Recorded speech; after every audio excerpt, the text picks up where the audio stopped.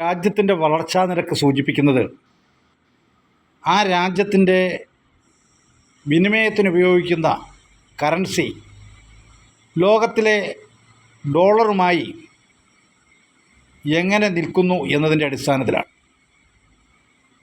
ഇന്ന് ഇന്ത്യ മഹാരാജ്യം സാമ്പത്തികമായി പുരോഗമിക്കുന്നു എന്ന് നാഴികയ്ക്ക് 40 വട്ടം നാക്കുകൊണ്ട്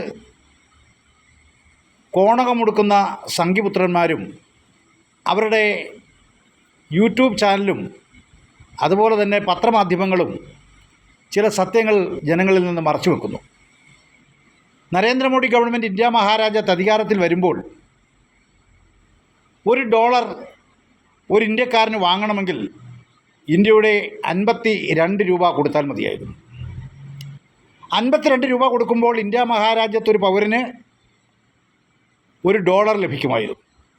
എന്നാൽ 10 വർഷക്കാലത്തെ മോഡി ഭരണത്തിന് ശേഷം ഇപ്പോൾ ഒരു മലയാളിക്ക് $1 കൈവശം വെക്കണമെന്ന് ആഗ്രഹമുണ്ട് എങ്കിൽ 100 രൂപ കൊടുക്കണം. ഇന്ത്യയുടെ സമ്പദ് വ്യവസ്ഥ എവിടേക്ക് പോകുന്നു എന്നതിൻ്റെ ഏറ്റവും വലിയ ഉദാഹരണം അതാണ്.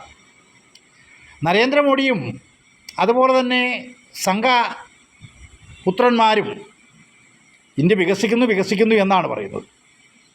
പക്ഷേ ശാസ്ത്രീയമായ പഠനത്തിൻ്റെ അടിസ്ഥാനത്തിൽ വളരെ നിസ്സാരമായി മനസ്സിലാക്കാൻ കഴിയും ഇന്ത്യയുടെ സമ്പദ് വ്യവസ്ഥ തകരുന്നു എന്ന്. അതിൻ്റെ ഏറ്റവും വലിയ ഉദാഹരണമാണ് ഡോളറിൻ്റെ വില. 52 രൂപയാണ് 60 വർഷക്കാലം ഇന്ത്യ മഹാരാജ്യം കോൺഗ്രസും അതിൻ്റെ നേതൃത്വവും അഴിമതി ഭരണം നടത്തിയെന്ന് നിങ്ങൾ പറയുന്ന ആ പാർട്ടി ഭരിച്ചിട്ടും $1 വിലയുണ്ടായിരുന്നുള്ളൂ. എന്നാൽ പുരോഗമനവും ദേശസ്നേഹവും പറയുന്ന നരേന്ദ്രമോദിയും ടീമും പരിവാരങ്ങളും ഈ രാജ്യത്തിൻ്റെ പൊതുമേഖലയും അതുപോലെ തന്നെ റെയിൽവേയും എയർപോർട്ടും തുറമുഖവും മൈൻസും എല്ലാം കഴിഞ്ഞ കാലത്തെ ഭരണാധികാരികൾ രാജ്യത്തെ ജനങ്ങൾക്കായി ഉണ്ടാക്കി വെച്ചതെല്ലാം വിറ്റ് കാശാക്കിയിട്ടും ഡോളറിൻ്റെ വില ഇപ്പോൾ ഇന്ത്യയുടെ 100 രൂപ കൊടുക്കണം $1 ലഭിക്കണമെങ്കിൽ. അല്പം തലച്ചോറുള്ള ഏതെങ്കിലും സംഖ്യകളുണ്ടെങ്കിൽ ഇതിനെപ്പറ്റി ഒരു പഠനം നടത്തണം.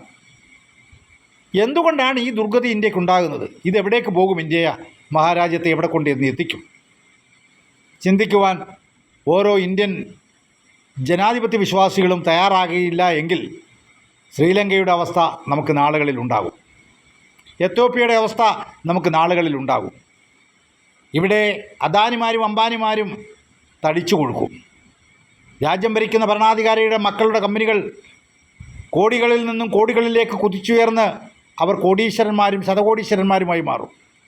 ഇപ്പോൾ തന്നെ ഇന്ത്യ ഭരിക്കുന്ന ഭരണാധികാരിയുടെ മകൻ പെട്രോളിന് പകരം എന്താണ് നമുക്ക് തരുന്നത്?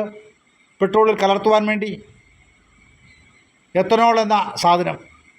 ഈ എത്തനോൾ കമ്പനി തുടങ്ങിയ ഇന്ന് BJPയുടെ നേതാവിൻ്റെ മകന് വെറും 2 വർഷക്കാലം കൊണ്ടുണ്ടായത് 500 ഇരട്ടി സാമ്പത്തിക വികാസമാണ്.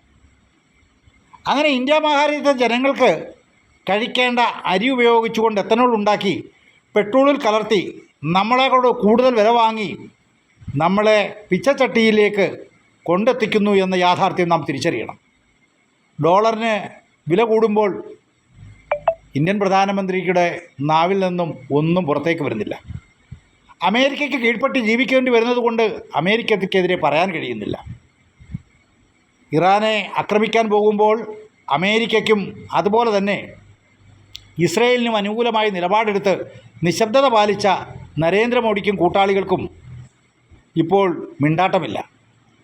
പിന്നെയും പഴയ സ്നേഹബന്ധം വെച്ച് ഇറാൻ തരുന്ന ഔദാര്യം കൊണ്ട് അല്പസ്വല്പം ഇന്ധനം എത്തുന്നുണ്ട് എന്നത് യാഥാർത്ഥ്യമാണ്. അതും വീരവാദം പറയുകയാണ്, ഞങ്ങളെ ആരോ ഭയന്നിട്ടാണ്.